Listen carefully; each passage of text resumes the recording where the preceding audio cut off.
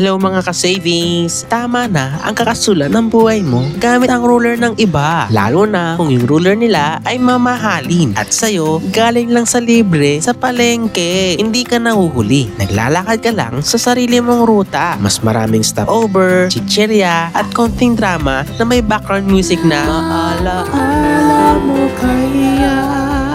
May ibang umaakyat sa corporate ladder. Ikaw, nag-ahayos ng tindahan at expert sa barya. May ibang lumilipad business class para sa meeting. Ikaw, lumilipad din sa jeep habang may hawak na plastic na ang ulam ay pang-adobo. May bumili ng kondo. Ikaw, bayad mo na yung kuryente ni nanay this month at hindi yun biro. Magkaiba ng ruta, magkaiba ng pasan, pero parehong mahalaga. Pero wag maniwala agad sa social media. Puro highlights ang pinapakita. Hindi yung highlights ng bulok nilang stress ang nagbayad. Filter dito, filter doon, pero yung utang unfiltered. Kaya tandaan, wag maliitin ang trabaho mo. Kahit sa tingin ng iba, simpleng hanap buhay lang. Ang dangal, wala sa title. Nasa kung paano mo ginagawa ng buong puso. I-unfollow mo na si comparison at i-follow mo na si contentment. Hindi ka late, hindi ka kulang, hindi ka naliligaw. Iba lang talaga ang kwento mo at okay na okay yun. Kaya mga ka-savings, tipid today, ascend to tomorrow.